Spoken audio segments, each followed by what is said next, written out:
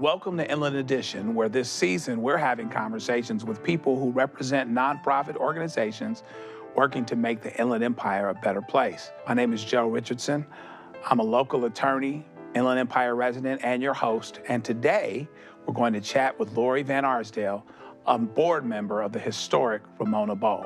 The Ramona Bowl is more than an amphitheater in Hemet, California. It's also home to the longest running drama in the nation, the Ramona Pageant, which employs hundreds of people each year and showcases the rich heritage of Southern California's native tribes and their participants. Lori Van Arsdale spent her childhood years living on the Navajo Reservation, where she experienced the culture and traditions of Southwestern Native Americans. She moved with her family to Hemet, California in 1972 and eventually became Hemet's mayor for 16 years. Now, on the board of the Ramona Bowl, she works towards keeping the natural amphitheater maintained and serving the community as a place to gather and celebrate. Let's meet her and learn more about the Ramona Bowl and its value to our community.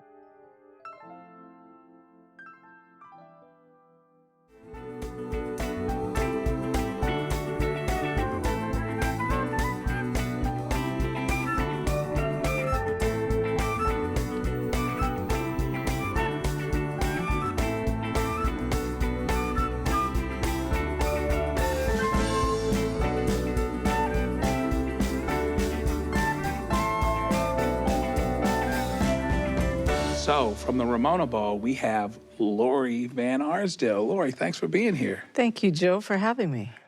This is something that's in the well-kept secret category. This has been going on, I must confess, right under my nose, and I didn't know until a mutual friend of ours let me know about the Ramona Bowl and all the great things are going. So, so what I want you to do, we'll do a couple things. I want to just talk about you a bit, and then, how you end up in the geographic area of Ramona Bowl, which is in Hemet, and then we'll talk about the Ramona Bowl itself. So first things first, because you're a pretty fascinating person yourself. So tell me about your background and how you wound up in the Hemet area. Well, as a little kid, I lived on the Navajo Reservation. That was the first part of my life. Loved it. Remember roaming the reservation, and learned about the culture, and especially from my grandmother. And she's not Native. I thought she was, but she's Hispanic.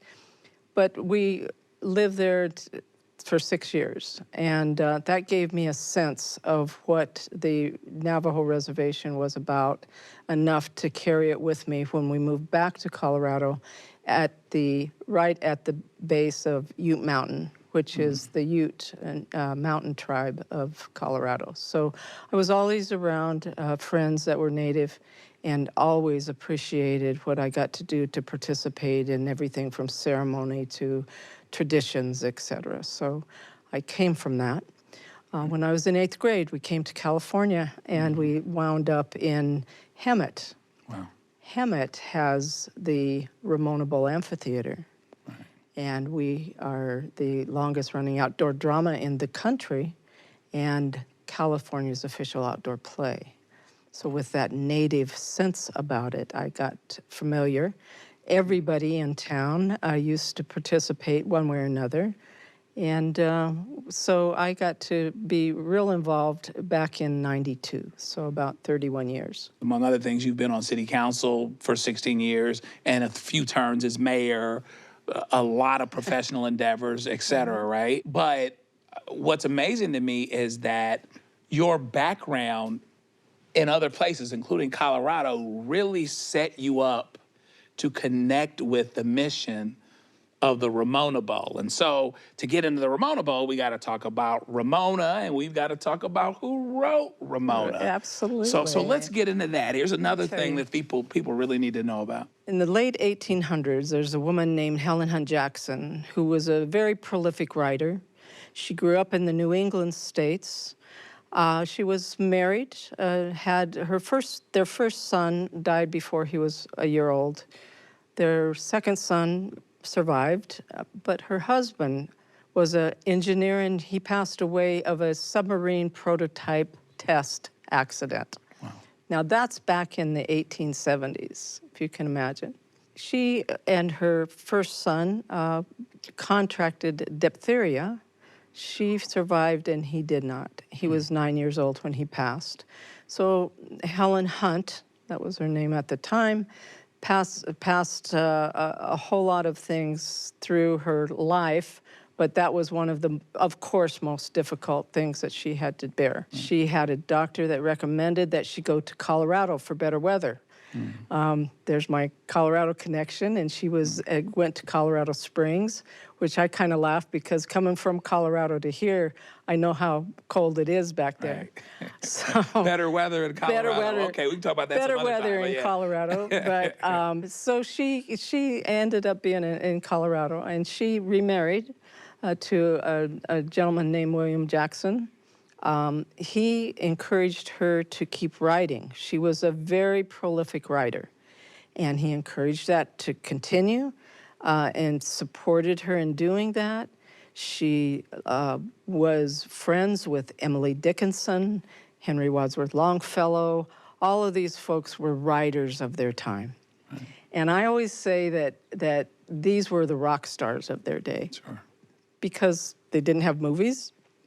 They had plays, but they were the rock stars, really. And so on one of her trips back east, she was at a meeting and with some friends, and they had a visit from Chief Standing Bear of the Ponca Indian tribe. And he came to them because he knew they had influence in Washington, and he asked for their help because their tribe was being thrown off their land. She was so incensed about what was happening to Chief Standing Bear and the Ponca tribe, and she couldn't believe it was going on until she started studying, and she found out it was not only happening to the Ponca tribe, it was happening all over the country. That made her very, very upset, but it also made her a woman with a cause. So, but she dove into that issue with all of her heart and soul. She finally decided to write a book, and it was called, and chronicled 7 tribes, and it was called Century of Dishonor. And that book, she actually covered in blood red leather, she said, for her publishers to do that. And she and her husband took that book and handed it to every congressman and every senator in Washington, D.C. And she said, you need to do something about this. Now, that book was published in 1881.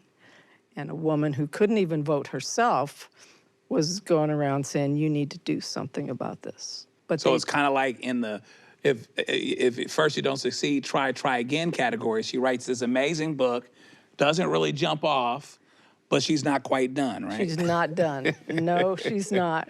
They did hire her. With her, she was hired to do some magazine articles out in California, but they did hire her to do a report on our mission tribes around California. Right. I know out in Hemet, we have the Saboba tribe. Sure. And she found out while she was visiting through the teacher named Mary Sheriff at the Noli Indian School. We have one of the oldest schools, Native American schools at Saboba, and still is there. She found out that they were about to be displaced. There was a guy from San Bernardino wanting to come and get their land through the federal government. So she got very upset with that. She wrote quickly, telegraphed back, said, you need to stop this, you need to do something. They did nothing. So she did hire an attorney with her own money to help Saboba and other tribes and Pechanga, which eventually that attorney was essential in helping them to get their reservation status. Wow. So as she was traveling and she was visiting our valley, there were many things that were happening that were concerning to her. Temecula, the Pechanga tribe, they pushed them off into an area that didn't even have water, as she said. It was disgusting. But she took and she wrote that report, and she sent it to the federal government, and she found out, of course, the same thing. They did nothing much. And that's when she realized that in order to really move the hearts and minds of this country. She needed to do what her friends and peers had done, who had written, Harriet Beecher Stowe had written Uncle Tom's Cabin. Right. There was Hiawatha. There were things that were written that moved people. Right. But she knew it wasn't a factual book. It needed to have some fiction. Right. And what she did was she took her experiences from around our region. Particularly in Hemet, there was a man named Sam Temple who shot an Indian named Juan Diego because he says he stole his horse. Well, Juan Diego borrowed his horse, sort of, but still shot him. There was a trial of Sam Temple. He went and admitted that he shot him, and he got off scot-free. And so issues and situations like that moved her greatly. And she took and she blended fact with fiction. She says she wrote as if she were possessed. Right. Woke up one morning, it all came to her as if it was already done. And she began writing a book December 1st, 1883. And she truly wrote as if she were possessed. And she wrote that book as fast as she could go, handwriting, December 1st, 1883, and she finished March 8th, 1884 at 11 o'clock at night. And that book was wildly popular. Right. And that's Ramona, right? And that book is named Ramona. Wow. So she's never gone out of print. Then never gone out of print. We're at, what, 100 years now? Close to it? 1884, more. So tell me 140. about how Ramona becomes this play that gets done and is basically the central theme, as I understand, of the Ramona Bowl in Hemet. Ramona being a very popular book, thousands and thousands of people came to California because of the book. They came to see Ramona's marriage place, the different things that they thought were related to it. So there were movies made, silent movies. There were 3 silents and 2 talkies. And during that time period, that was the teens, 20s, and 30s, in 1921, our community, our Chamber of Commerce, there was a gentleman at the Chamber of Commerce that thought this was a great idea, and he took it to the board and said, we need to do a play of Ramona, the book. We need to write it. So they had a lot of trouble getting the rights to it. So when that was finally done, they knew of a gentleman named Garnet Home who was doing plays out in the Palm Springs area, outdoor plays. Right. And they went there to steal his ideas, and instead they hired him, and they brought him back to Hemet. He wrote the play, and he chose the site, and this Ramona Bowl has the most amazing acoustical properties. Right. Our play was never mic'd until the mid-'80s. Wow. It was big voices, right, but the acoustics in there are just absolutely amazing. Surrounded by mountains, or was it surrounded We're by? a hillside. We're in the southern hillsides of Hemet. Right. And it was considered a little bit of a canyon at the time when they first discovered it. Right. And Mr. Percival from the Chamber of Commerce took Garnet home and showed him around the valley, and that's one place they took him, and he could tell that it was a perfect place. We call it the 100th anniversary because we got shut down during World War II, right, and we had COVID. Wow. So we just celebrated our 100th anniversary last year. So literally, the Ramona Bowl does the Ramona play every year. Every year.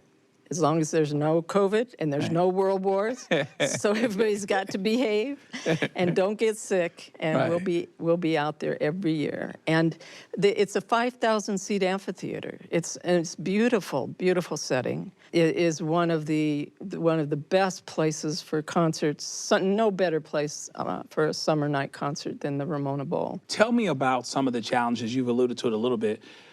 But some of the challenges just related to upkeep, the things that you have to do. You have this beautiful setting, right? Correct. A beautiful natural setting with, even though you use mics, you've got natural acoustics.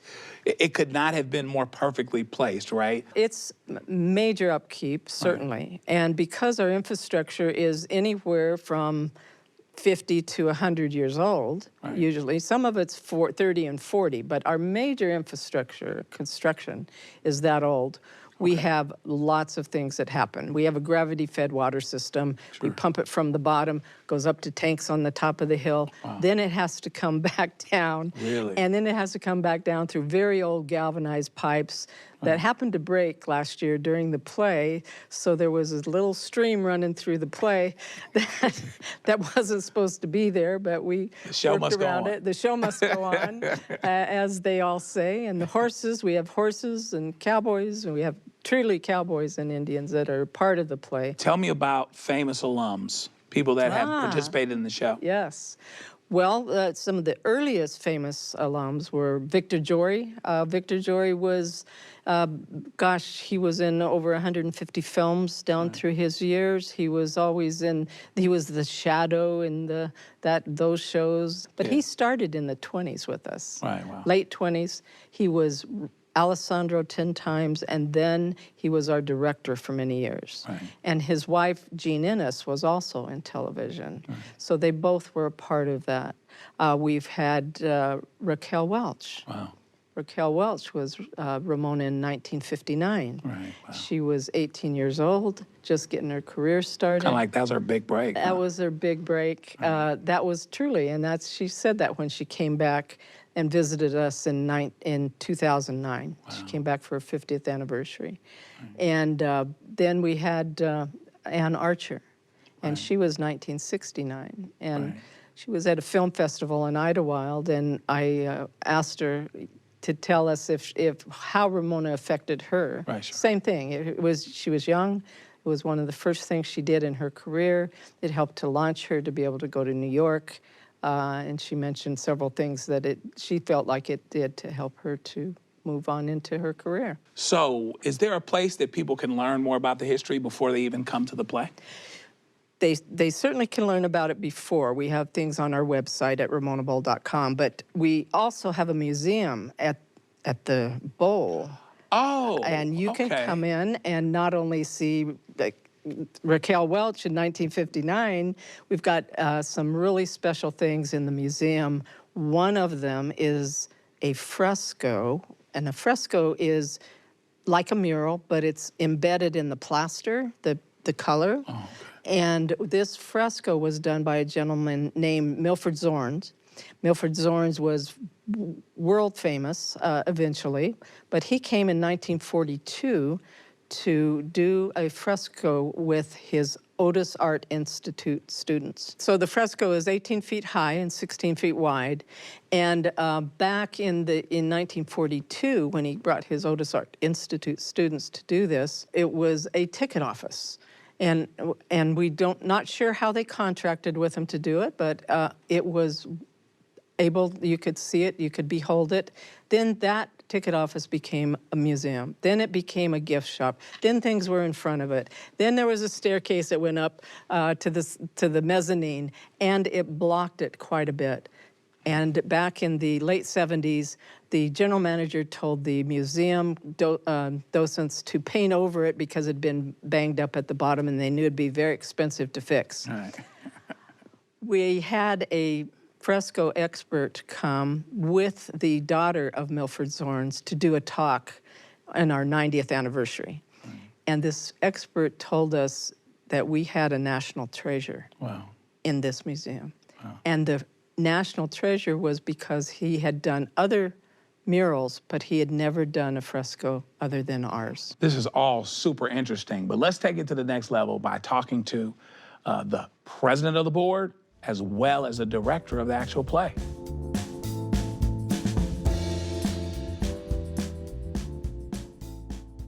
A couple of major things that we lose if we lose the Ramona Bowl. First of all, we lose the opportunity to take Ramona Bowl and use it to help the community grow and develop. The story is about racism and oppression. It's a great love story, but the idea of people repressing people, Even the Senora is opposed to Alessandro and Ramona marrying because he's Native American. And we can see people opposed to any kind of marriage, then racial oppression, and then violence. I mean, the play is entertaining. You know, it's not just about violence, but we'd lose that message.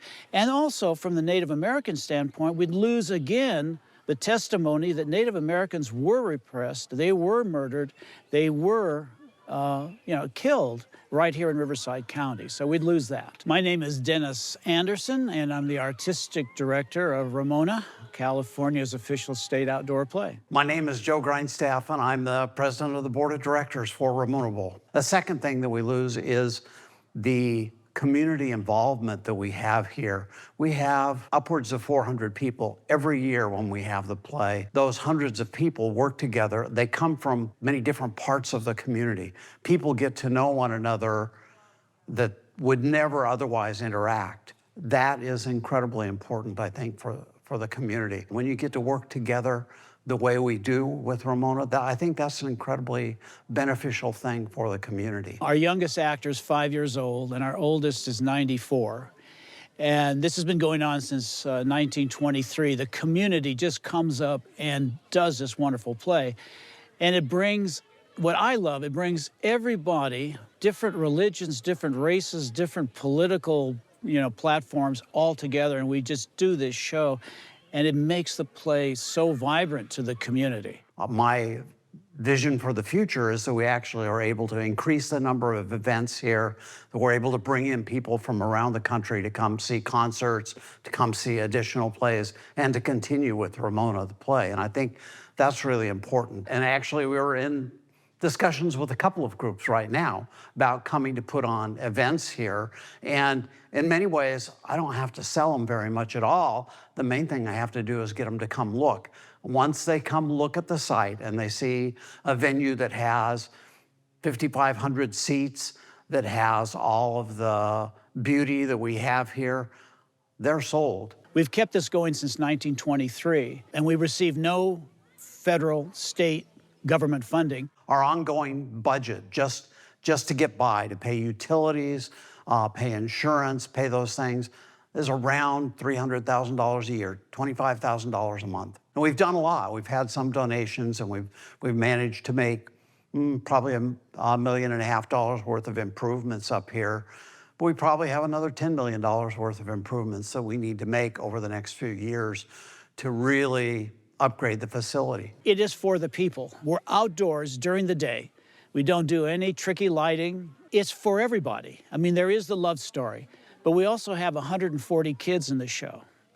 And we have cowboys, horses, we have Spanish dances, we have Native, we don't use the word pageantry as much as was used back in the 1920s, but it's spectacular when you see these mountains filled with kids and music and just dynamic celebration of the performing arts.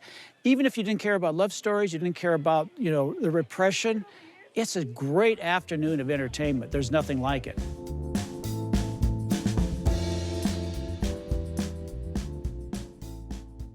What would you want people to know about the Ramona Bowl that, that they just, that you couldn't convey enough? Like, here's the takeaway. I mean, we got 30 minutes of takeaways here, by the way, but what would you want them to take from the Ramona Bowl that really just moves you on the inside? The Ramona Bowl is a place like no other, where history and the arts come together, and the experience that you have when you come will last a lifetime. It should be against the law in Southern California to not have seen it. And I want you to know I'm getting ready to get in compliance. Thank you. Okay? All right. Thank you. But most of all, we'd like you to come and see it.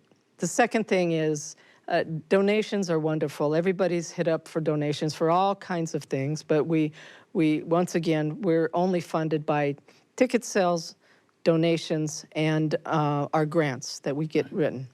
But more than anything, we'd love for you to come and experience what has come to be known as one of the most amazing places and experiences of history, and the sense about it is something that it'll last a lifetime. I go to these places to promote Ramona. If I'm down in Orange County promoting it at a home show or down in Palm Springs, people will come up to the booth going, Ramona, you're still doing Ramona. I was there when I was a kid. How do people get information about Ramona online? Online is ramonabowl.com. Very, very easy. Our phone number is 951-658-3111. We're there 5 days a week, and next 2 weeks we'll start being there 6. Right. But ramonabowl.com, you can get most everything you need. You can look us up on YouTube, all the things we've been doing and up to. Right. And but we would love to have you come. So, Lori Van Arsdale, we want to thank you for coming on behalf of Ramona Bowl, and I can't wait to go myself, and I'm going. I promise I'm going. Thank you very much. We'll welcome you with big open arms. We might even put you in it if you want. Oh, my God. I don't know if I You're a need dancer. that. Well, we already had that face for radio conversation. I don't know if we need that. So, but All thank right. you. You're welcome. And thanks for joining us on Inland Edition, where we highlight the life-changing work being done here in the Inland Empire, one conversation at a time. So until that next time, see ya.